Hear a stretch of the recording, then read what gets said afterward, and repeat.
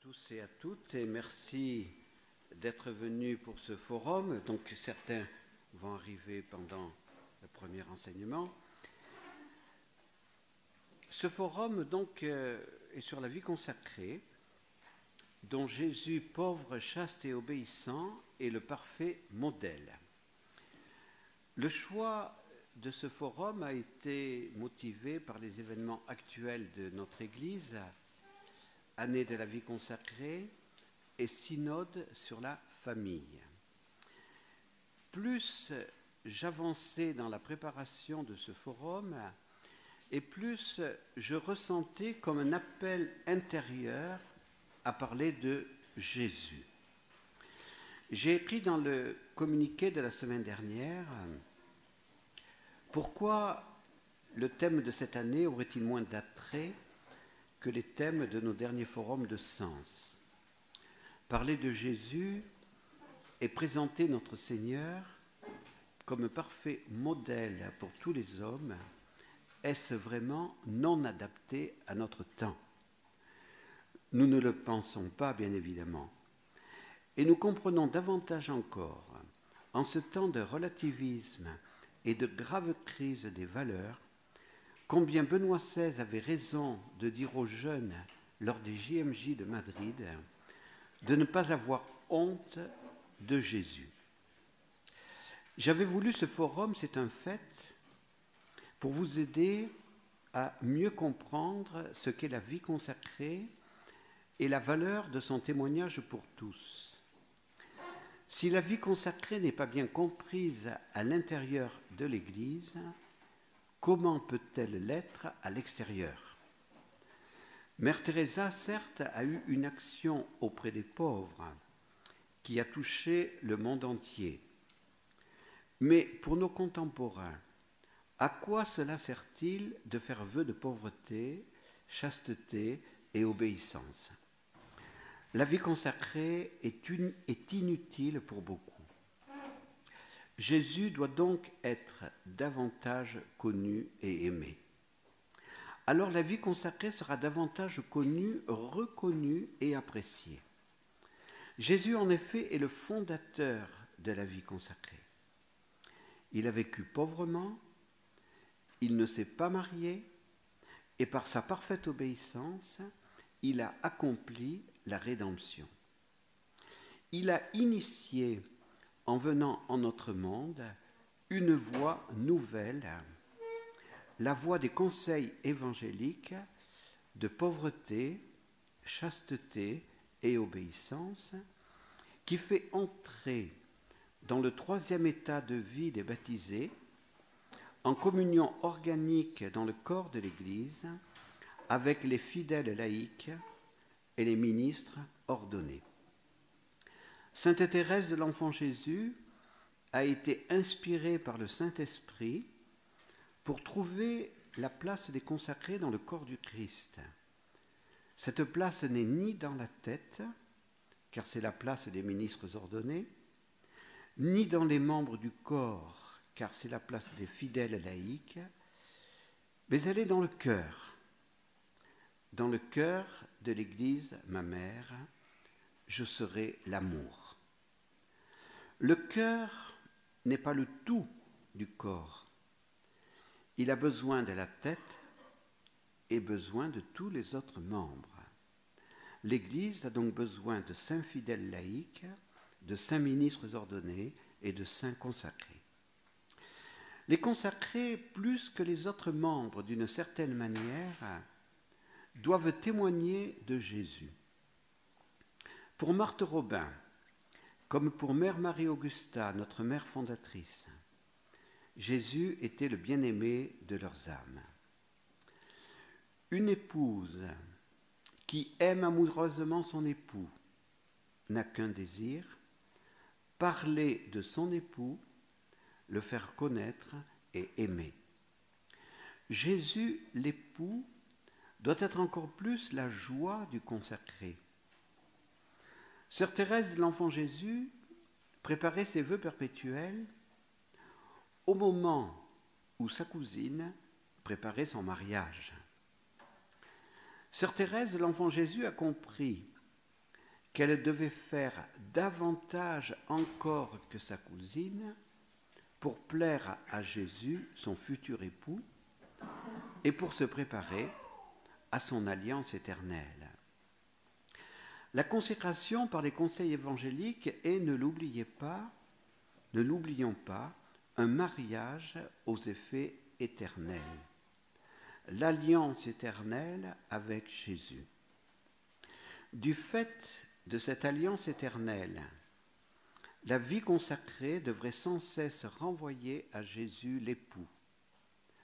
Voilà la raison pour laquelle j'ai senti comme un appel pressant à parler de Jésus en commençant ce forum, mais aussi tout au long de ce forum. Pourquoi, en notre France, actuellement, les fidèles laïcs, les consacrés et les prêtres ont-ils si peur de parler de Jésus? Aurions-nous honte de notre Seigneur? Après les attentats du 7 janvier 2015, beaucoup de Français, sans avoir exercé beaucoup de discernement, ont arboré l'affichette « Je suis Charlie ». Je sais que parmi nous, il y en a qui n'ont pas arboré cette affichette. Combien de baptisés français aujourd'hui oseraient-ils arborer l'affichette « Je suis Jésus ». Cette dernière expression ne serait pas juste d'ailleurs. Aucun baptisé ne peut dire « Je suis Jésus », car Jésus est unique. Mais tout baptisé peut et doit dire « Je suis chrétien ». Je suis du Christ. Saint Augustin, après Saint Léon le Grand, disait aux baptisés « Réjouissez-vous, vous êtes Christ ». Donc, je peux dire « Je suis Christ ». Nous condamnons fermement, c'est évident, les attentats du 7 janvier et le terrorisme islamiste, car il faut dire les choses par leur nom. Nous avons sonné le glas, comme les évêques de France l'ont demandé, et nous avons prié pour les victimes et les responsables de ces attentats. Mais nous n'avons pas dit, et nous ne dirons pas, « Je suis Charlie ». La France n'est pas Charlie, Charlie n'est pas la France. L'esprit de Charlie n'est pas le vrai remède du vivre ensemble dans la paix en France et en Europe. Existe-t-il un remède? Notre pape François, le 3 octobre 2014, avant de se rendre à Strasbourg et avant de donner un discours très important au Conseil de l'Europe et au Parlement européen. Mais le discours a été tout de suite mis dans les archives et on n'en parle plus. Eh bien, notre pape a dit ceci à des évêques européens. C'est comme si l'Europe avait aujourd'hui une maladie, une blessure. Et sa plus grande ressource, c'est la personne de Jésus. Europe, reviens à Jésus. Reviens à ce Jésus dont tu as dit qu'il n'était pas dans tes racines. Voilà le travail des pasteurs. Prêcher Jésus là où se trouvent ses blessures. Mais ce sont de grosses blessures. Prêchez Jésus, et je vous demande ceci, n'ayez pas honte d'annoncer Jésus-Christ ressuscité qui nous a tous rachetés. Et que le Seigneur ne nous réprimande pas, comme il réprimandait les deux villes dans l'évangile de Luc. Le Seigneur veut nous sauver, j'y crois, moi. Notre mission, c'est cela, prêcher Jésus-Christ sans honte. Et lui est disposé à ouvrir les portes de son cœur. Parce que c'est surtout dans la miséricorde et dans le pardon qu'il manifeste sa toute-puissance. Allons de l'avant dans la prédication, n'ayons pas honte.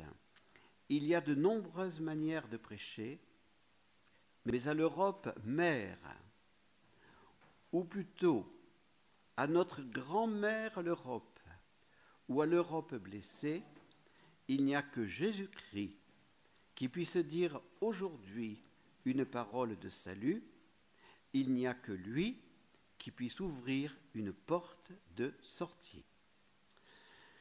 Cet appel de notre Saint-Père m'a conforté dans ce désir de vous parler de Jésus, de le faire mieux connaître et mieux aimer. Notre pape François, comme Benoît XVI, a utilisé le mot honte. On peut avoir honte de Jésus, honte de l'Évangile, honte de l'Église. Mais quels chrétiens sommes-nous à ce moment-là? Parler de Jésus, est-ce vraiment politiquement incorrect? L'année dernière, nous avons parlé de la séparation des pouvoirs temporels et spirituels. Nous vous encourageons à reprendre les diverses interventions de notre forum, car ils sont importants. L'État français est laïque, c'est un fait. Mais la France n'est pas laïque. Elle est composée de croyants et d'incroyants, de civils, de prêtres, de religieux. Nos gouvernants doivent, c'est évident, respecter les principes de la laïcité. Leurs compétences, en effet, ne concernent que le temporel et non le spirituel. Ils doivent donc respecter la liberté de religion et la liberté de conscience de chaque concitoyen et permettre le vivre ensemble de croyants et d'incroyants dans le respect de la liberté de chacun. Les croyants n'ont pas à imposer leur religion à leurs compatriotes, mais témoigner de Jésus et proposer l'Évangile n'ont rien d'intolérant. Jésus est vrai homme, tout en étant vrai Dieu. Il est fils d'Adam, il est fils d'Abraham, il est fils de David. Il appartient à l'histoire de l'humanité. Il est le frère de tous les hommes et de toutes les femmes.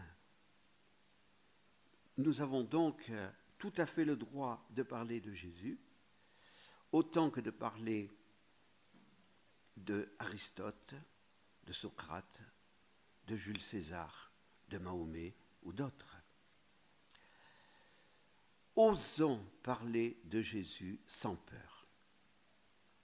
Saint François a été transformé par sa rencontre avec Jésus crucifié, dépouillé de tout, dans la pauvre église de Saint-Damien, sous les remparts d'Assise. Il est devenu le frère universel. Assise est visitée aujourd'hui par des croyants et des incroyants du monde entier. En ce temps de crise économique, de culture du déchet et du rebut, Jésus et la pauvreté évangélique peuvent conquérir de nouveau François. Et c'est tout le travail du pape François. Notre fondatrice, Mère Marie-Augusta, alors qu'elle suivait les cours du soir d'une école d'infirmières de Paris, avait été horrifiée par les propositions honteuses et impures d'un professeur. Son instinct de pureté et son énergie lui ont permis de déjouer les plans de ce professeur vicieux et de remporter son combat olympique de la pureté. Cet événement a été le tournant de sa vie. Elle s'est tournée vers Jésus, le bien-aimé de son âme, l'ami fidèle qui ne la décevra jamais. Le cœur infiniment pur de Jésus peut aujourd'hui toucher les cœurs de nos contemporains. Avec Jean-Paul II, n'ayons pas peur de dire que la chasteté est l'énergie du bel amour. Ce que nous venons de vivre, ce que nous sommes en train de vivre avec le procès que vous connaissez, qui n'est pas très reluisant, pour les grandes personnalités politiques de notre pays, devrait nous faire comprendre que la chasteté, eh bien, doit être présentée et que la fidélité existe et que Jésus est vraiment celui qui ne nous décevra jamais. Notre fondateur a été conquis par l'obéissance de Jésus. Adolescent et jeune scout, il lisait et relisait l'Évangile avec passion. C'est pour imiter Jésus dans son obéissance qu'il a décidé d'être prêtre, puis d'être le fondateur de notre communauté. L'obéissance humble, confiante et aimante de Jésus à Saint Joseph et à la Vierge Marie révèle l'importance de la famille dans le plan de Dieu. Jésus a accompli à la perfection le 4e commandement de Dieu. Il est le modèle parfait de tout homme. Aucune vie familiale paisible n'est possible sans obéissance. La crise de notre société actuelle est une crise de désobéissance à Dieu, désobéissance à la loi naturelle, désobéissance à toute autorité. L'orgueil luciférien a engendré la rébellion contre Dieu et la désobéissance à sa loi. Cet orgueil n'a apporté ni la paix, ni le bonheur, ni l'amour entre les hommes. Retrouvons le chemin de l'obéissance, c'est la voie sûre de la sainteté et de la vraie paix entre les hommes. Les consacrés doivent être pour leurs contemporains signe du royaume de Dieu et signe de l'appel à la sainteté pour tous. Les consacrés ne sont pas Jésus, c'est évident.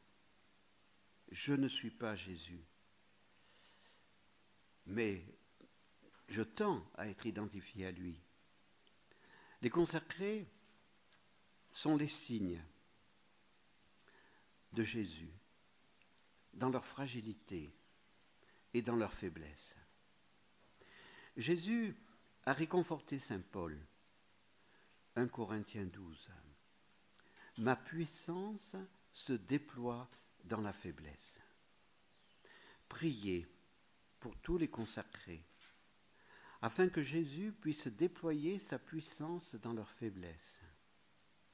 C'est pour Jésus que l'on fait vœu de pauvreté, chasteté et obéissance. Toute notre vie doit renvoyer à Jésus. Ce que nous avons à apporter à ce monde n'est pas une idéologie, n'est pas un programme politique ou social. Nous ne sommes pas une nouvelle ONG, mais nous devons apporter Jésus. Nous ne sommes ni des héros, ni des champions de la sainteté. Nous sommes des pauvres qui avons besoin de la grâce de Jésus. C'est lui qui nous sanctifie sans cesse, c'est lui qui nous fait grandir, c'est lui qui nous communique sa joie. Notre vie, c'est Jésus. Voilà ce que nous devons dire au monde. Ouvrez vos cœurs à Jésus, vous connaîtrez la vraie joie et le vrai bonheur. Quelle joie d'aimer Jésus. Donc, sœur Jeanne-Thérèse maintenant va vous parler de la Sainte Famille, frère Xavier parlera des 3 états de vie des baptisés, et après nous aurons quelques échanges libres pour cette première partie.